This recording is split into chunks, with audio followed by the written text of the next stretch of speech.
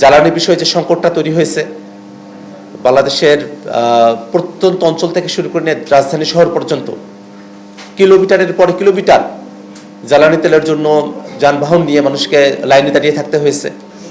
এবং হঠাৎ করেই দেখা গেল জ্বালানি তেলের দাম বাড়ার পরপরই সেই দীর্ঘ লাইন সেটা উধাও হয়ে গেল। এটাতে একটা প্রশ্নের জায়গাও তৈরি হয়েছে আসলে, যে আসলে কি জ্বালানির দাম বাড়ানো হবে?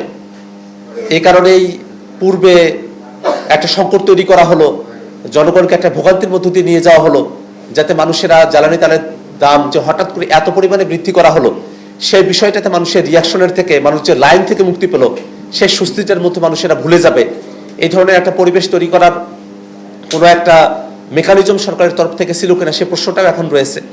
যদিও জ্বালানি তেলের এই বিষয়টা নিয়ে সংসদে একটা কমিটি গঠন করা হয়েছে, তার একটা সময়সীমা আছে, আমাদের তরফ থেকে সেখানে সদস্যরা আছেন।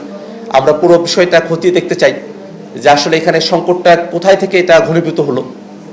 এবং এর বাইরে গিয়েও আপনারা জানেন যে অর্থনীতিতে একটা বড় ধরনের ধকল সামনের দিনে আসতে যাচ্ছে। বিশেষত গত পরশুদিন আমাদের স্বরাষ্ট্রমন্ত্রী, আমাদের অর্থমন্ত্রী, তিনি বাংলাদেশের অর্থনৈতিক পরিস্থিতি নিয়ে সংসদে যে বিবৃতি দিয়েছেন, তাতে ভীত সন্ত্রস্ত হওয়ার মতো অর্থনৈতিক পরিস্থিতি আছে বাংলাদেশে বলেই আমাদের কাছে মনে হয়। আমরা দেখলাম যে আমাদের সমস্ত সমীক্ষাতেই, স্ট্যাটিস্টিক্সের ডাটাগুলোতে বাংলাদেশের অর্থনৈতিক অবস্থা একেবারে ভঙ্গুর একটা অবস্থার মধ্যে আছে অর্থমন্ত্রীর বক্তব্য অনুযায়ী। এবং সে সময়টাতেই আমরা খেয়াল করে দেখলাম যে 5টি ব্যাংককে একীভূতকরণ করা হয়েছিল, স্থায়ী ব্যাংকগুলো, যেখানে আসলে লুটেরারা তারা ব্যাংকের অর্থগুলো, জনগণের আমানত বা সরকার যে ভর্তুকি দিয়েছিল সেখানে সবকিছুকেই তারা লুটপাট করে নিয়ে গেছেন। সেখানে ব্যাংক রেজুলেশন আইনটা সংসদে পাশ করা হলো, হঠাৎ করেই সেখানে একটা সংশোধনে নিয়ে আসা হয়েছে এক রাতের ব্যবধানে 18 ধারায়, যে মাত্র 7.5% অর্থ যদি প্রদান করা হয় তাহলেই তারা আবার ব্যাংকগুলোর মালিকানা ফিরিয়ে পাবেন।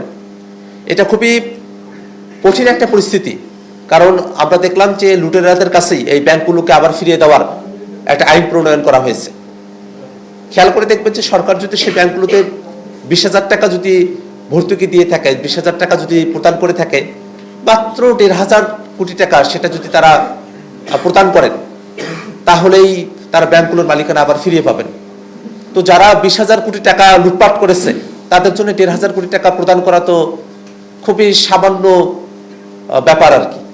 তো তারা তো আসলে এই 1,500 কোটি টাকা ফেরত দিয়ে 20,000 কোটি টাকা তারা যেটা লুটপাট করেছিলেন সেটাকেও তারা বৈধ করতে পারবেন, এবং সামনের দিনে আরো হাজার হাজার কোটি টাকা তারা আসলে লুটপাট করতে পারবেন। এই ধরনের একটা পরিবেশ এই একীভূতকরণকৃত ব্যাংকগুলোতে এটা তৈরি হয়েছে।